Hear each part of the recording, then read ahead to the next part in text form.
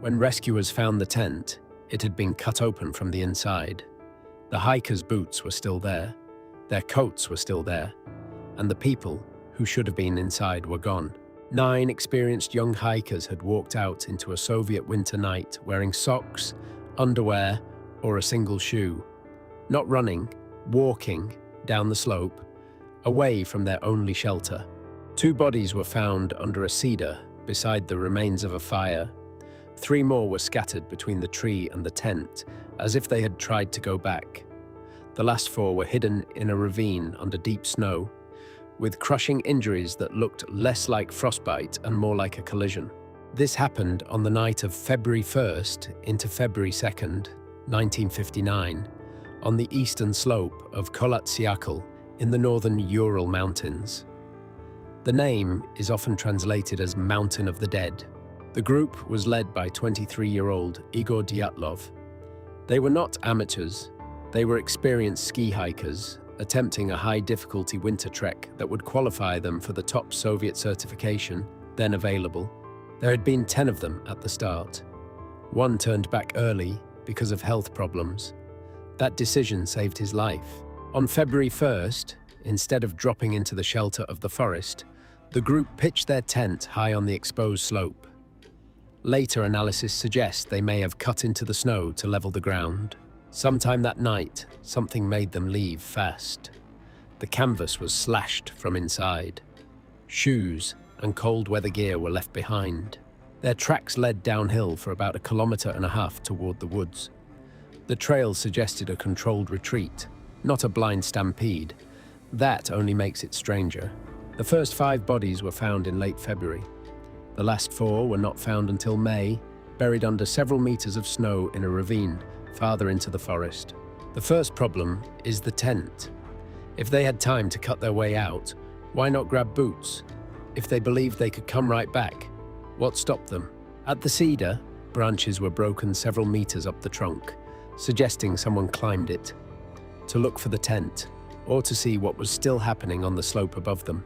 Then there were the injuries. 3 of the 4 found in the ravine had major trauma, skull damage and severe chest fractures, with surprisingly little external damage. That mismatch fed decades of theories. Some clothing showed traces of radioactivity. One victim, Lyudmila Dubinina, was missing her tongue, eyes, and soft facial tissue. That sounds monstrous until you remember where she was found. In running water, under snow for months. Even then, the image never left this case. The original Soviet investigation ended with a phrase so vague it became legendary.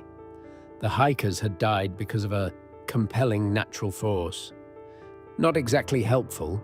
In 2019, Russian authorities reopened the case.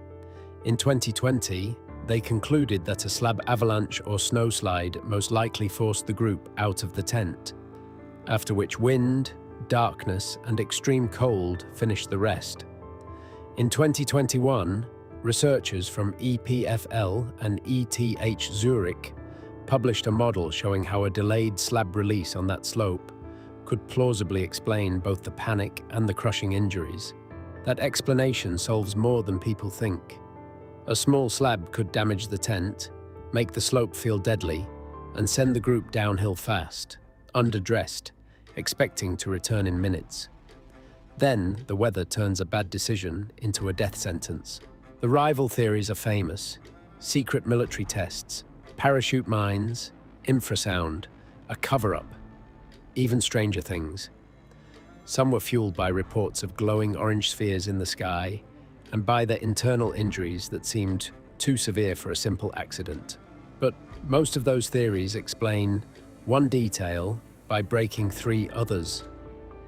The avalanche model is less dramatic, which is probably why people hate it. It does not give the mountain a villain. It just leaves you with weather, darkness, and one catastrophic chain of choices. The modern explanation may be the best one, but the case still resists clean closure. Why did none of them make it back to the tent? Why did the group split the way it did? And what, exactly, did those 9 hikers believe was happening in the few seconds before they cut their way out into the dark. That is the part the mountain still keeps. Not how they died exactly, but what terrified them enough to leave shelter behind.